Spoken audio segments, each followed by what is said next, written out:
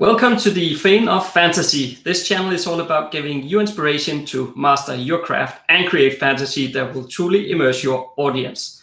And today I'm actually talking with Joran about a topic that I also posted a video about, I think it's about a month ago, on character backstories, because that's a topic that I've probably loved a bit too much in the past as well, creating pages and pages and pages of backstory.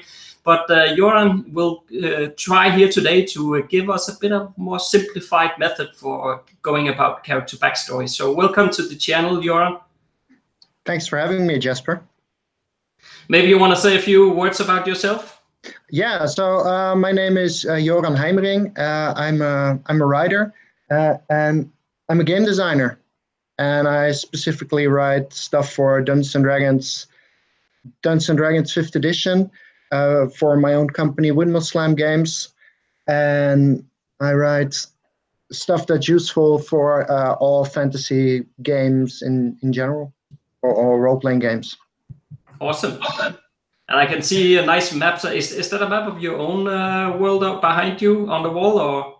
Yeah, that's our campaign, the map of our campaign setting, called On the Shoulders of Heroes, which is available on Drive-Thru RPG, and which we kickstarted last year. Oh, awesome. I love maps too much, so I sort of always end up talking about a map, even when I'm not supposed to.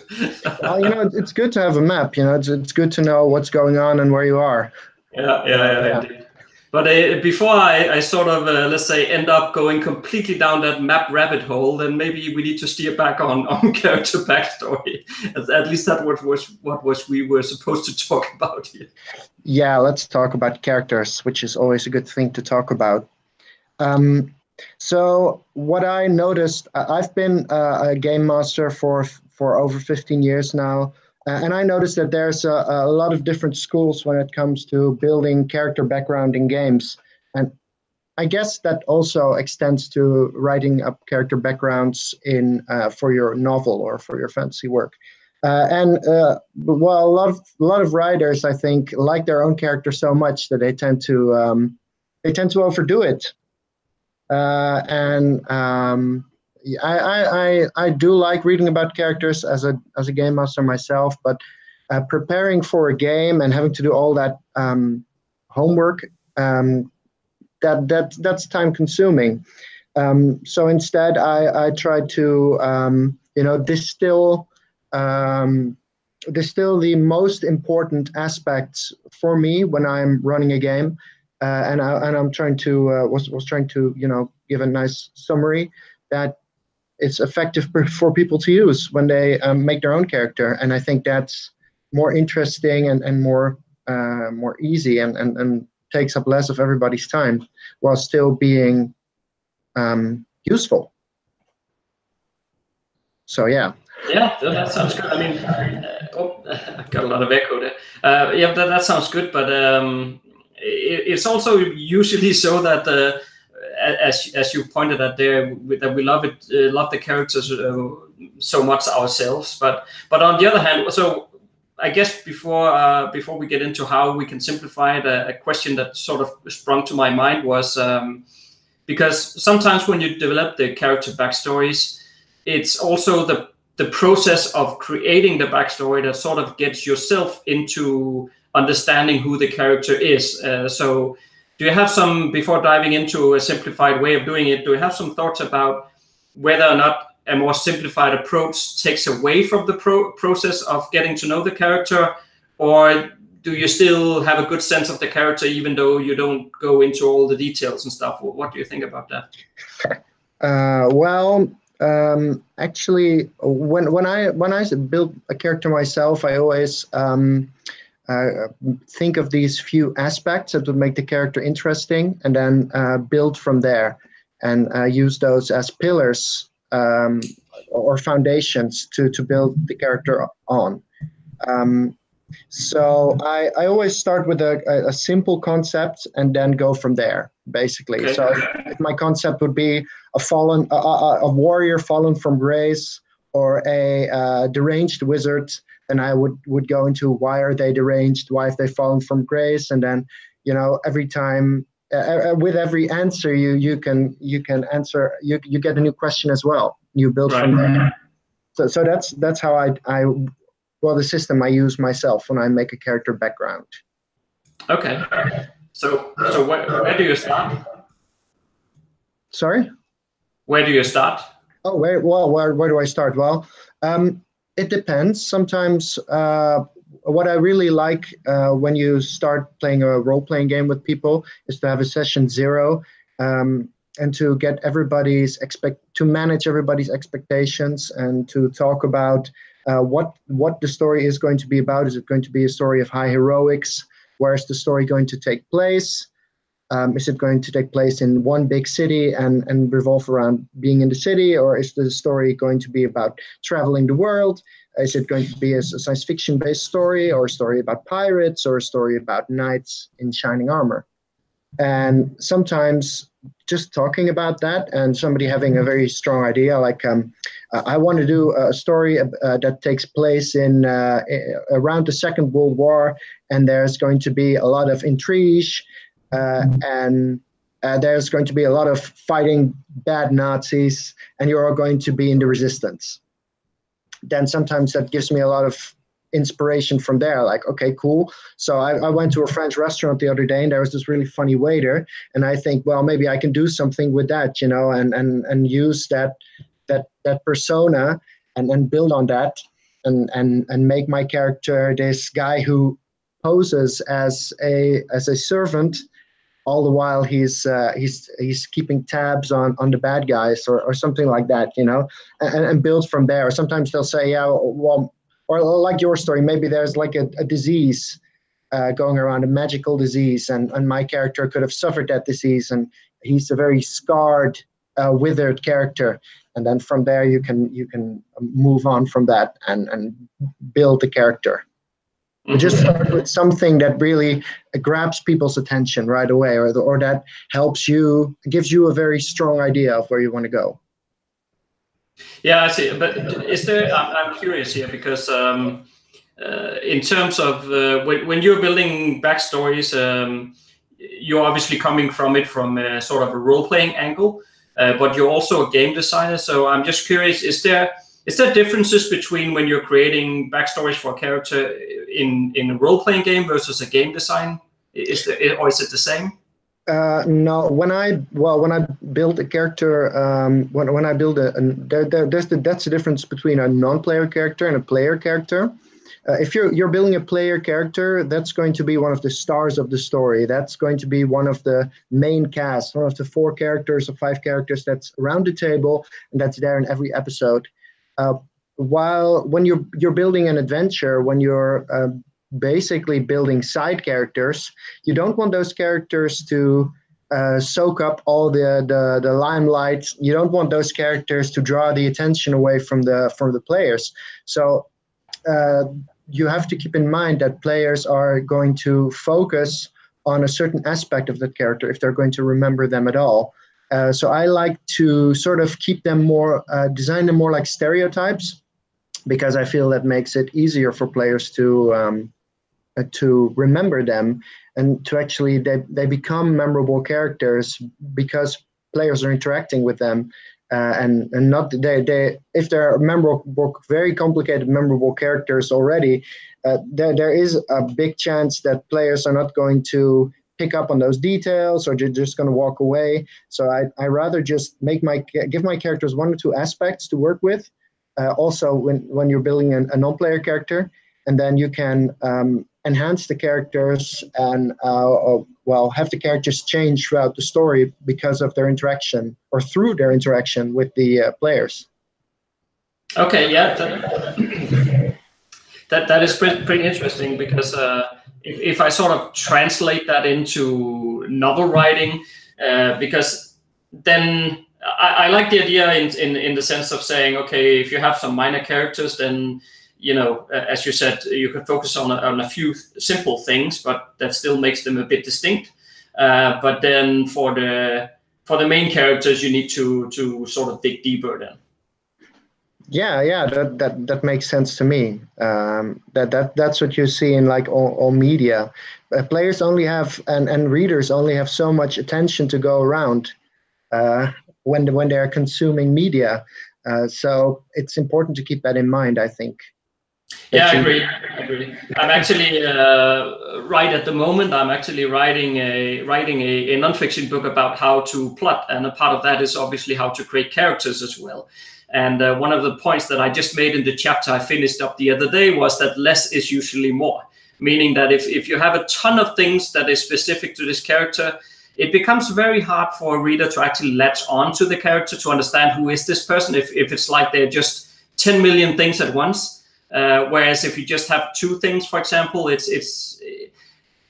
might seem on the face value of it, it might seem like it's too simplistic, but actually it works better. And I think, unless I'm mistaken, I think it's some of the same stuff you're saying. yeah, no, definitely, no. It's like when you build this character and he's a wizard and he's got this little shop in the village and the players visit his shop to sell the magical loot they find in their adventure during their adventures. You can like give him a whole backstory, like where he came from and whatever, or you can say he's the really cheerful elf with the tattoos, and then people will say, yeah, let's go to the tattoo guy, and sell some items, and that's the details they'll remember.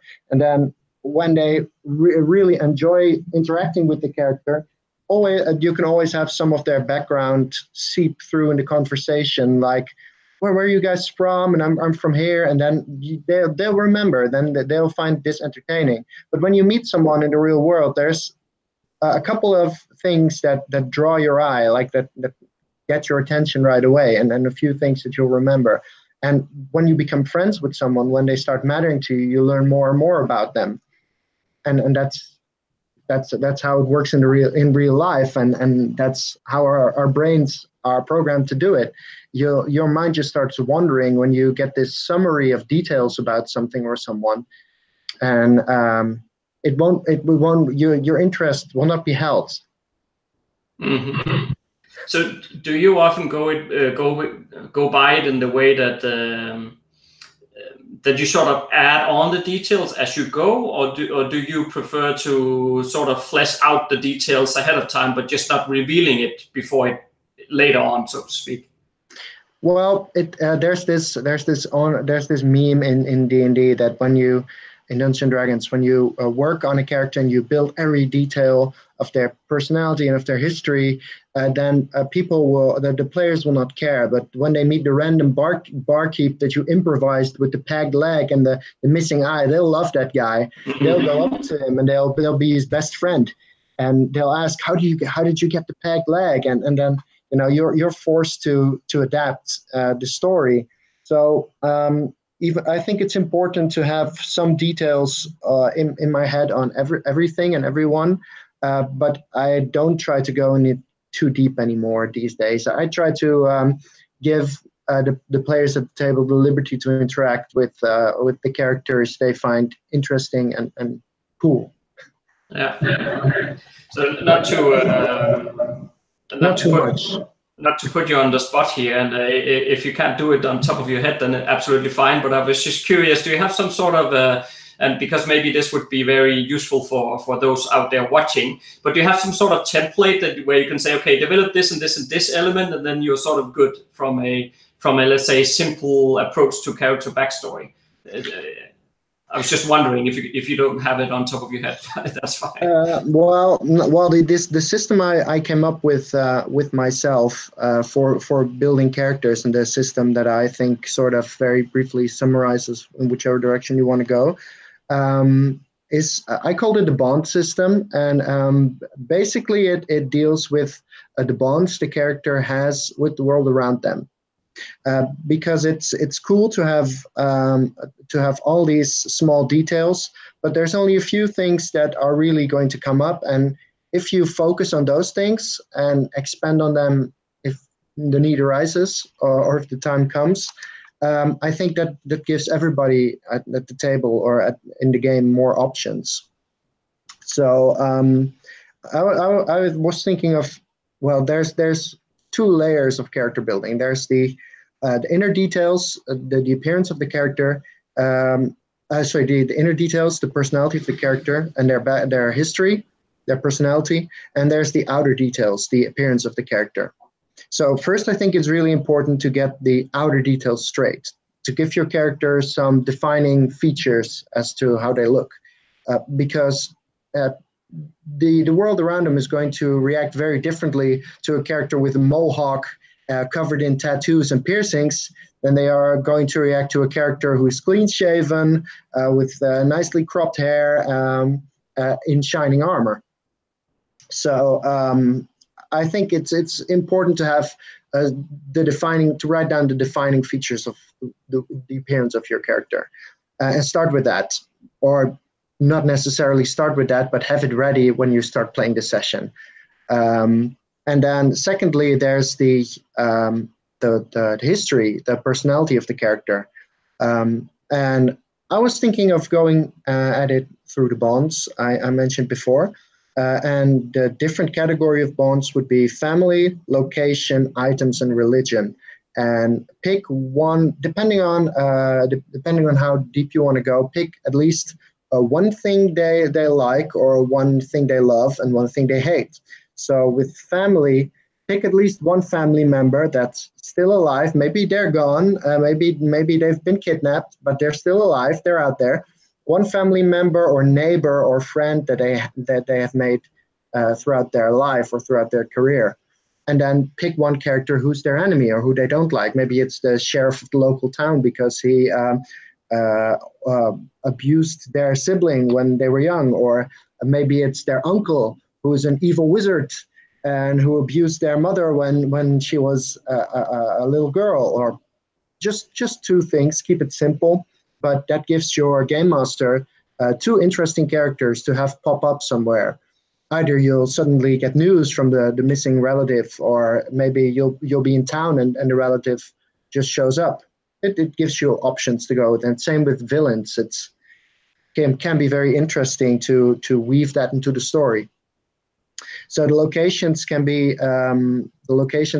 anything really from your town, your hometown, which you can love, or maybe a specific house that you love, or maybe even a specific room that you love.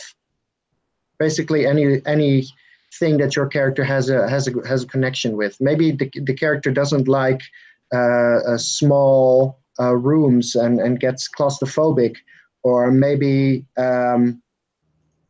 quite the opposite, and they don't like being out in the open. That's also something that's very simple, but it says so much about a character. The items can be anything from their favorite color, like my character loves blue. They always wear blue. It's their thing. They love blue. Or maybe it's I've got this magical pen here, and my grandfather gave it to me, and I love this pen. And the things you hate can either be red. I don't like the color red, or it can be maybe a cursed item that's bound to you for some reason, like any real item, or maybe it can even be a drink you hate. Like my character hates wine. They love beer. They hate wine. That can also be a very small detail that can be fun to bring back into the story at some point when you enter a tavern and the dungeon master throws at you that there's only beer available at this tavern, so that's great for you. Or there's only wine available, so how are you going to react now? That can turn into a fun scene to play out.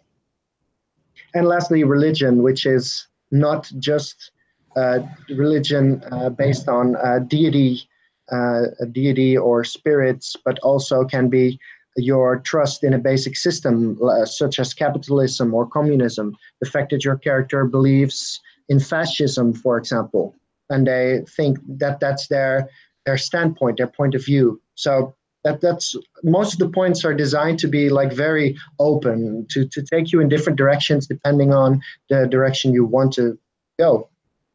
But still tell a lot with just a few sentences. They can give your character a lot of personality. So that's what they're designed to do. Yeah, absolutely, and I think it's very interesting to hear sort of, for example, from a role playing or game design perspective, what sorts of things are important to latch on to when building a character, because it's sort of it's some very good elements in terms of how to make the character interesting. At the same time, I can also see that the approach is not foreign, but slightly different to when you're building it for a novel, where you need to sort of understand some different aspects of the characters and what makes them tick in a different way, whereby here you're more focused on what makes them interesting and how can I let that play out, which is also very cool. But at least I think if you want to, I guess even for novel writing, if you want to at least dip your feet in a simple way rather than going the opposite direction, which I have done, I'm completely guilty of that, but ending up writing 10,000 words about where this character was when he was 5 years old, and been there, done that, but that's not helpful either. So I think it's good to hear the sort of the very simplified version, the very deep, complex version, and then you can sort of find your own way somewhere in the middle, hopefully. So I think that's very good. Yeah, well, of course, this is all designed to give you a framework, and you can go as deeply into it as you want. If you want to give a very deep narrative explanation why your character loves blue, you can write a short novel about their dream they had as a child when they were attacked by a blue panda, and now they hate blue or they love blue.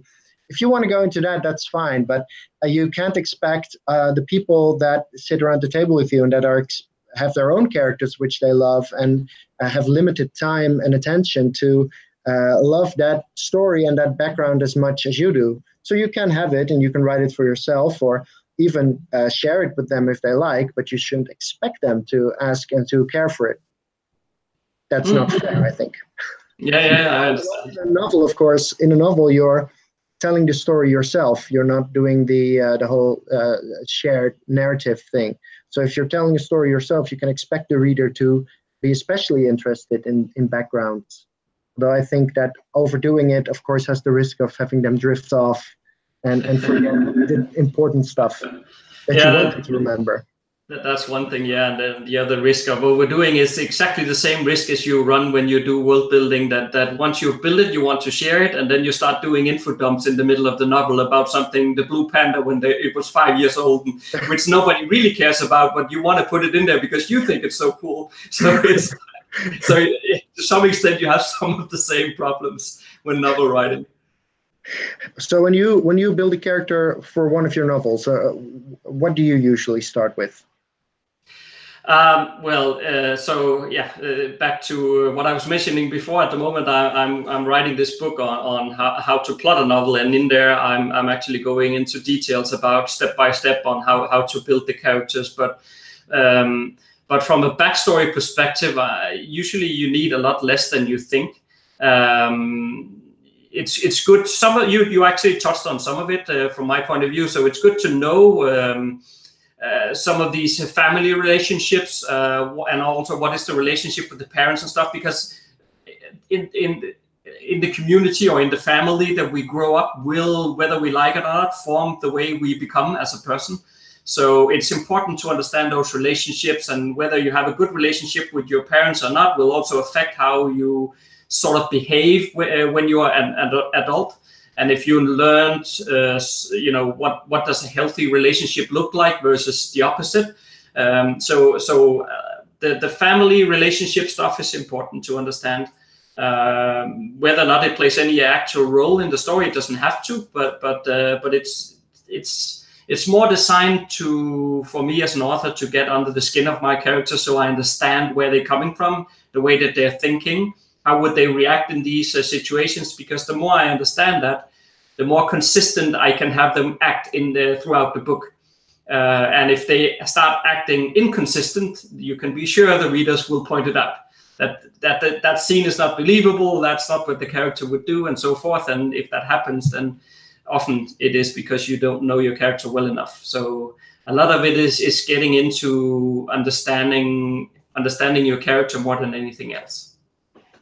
That makes sense. Yeah. So we're sort of also coming up a bit on time here, Joran, but is there anything that we have left out that we need to share about character backstory creation? Well, I wanted to give a really big, well, sort of, it's a bit of a tip that something that I ran into myself. I always think it's very interesting to build characters with flaws. And I think flawed characters are so much more interesting than perfect characters. Yes. And I think it's really important, both, I think, in whatever medium your character is, that the flaw doesn't control the narrative. If you, short example, we were playing a game in which my character was this detective with a drinking problem.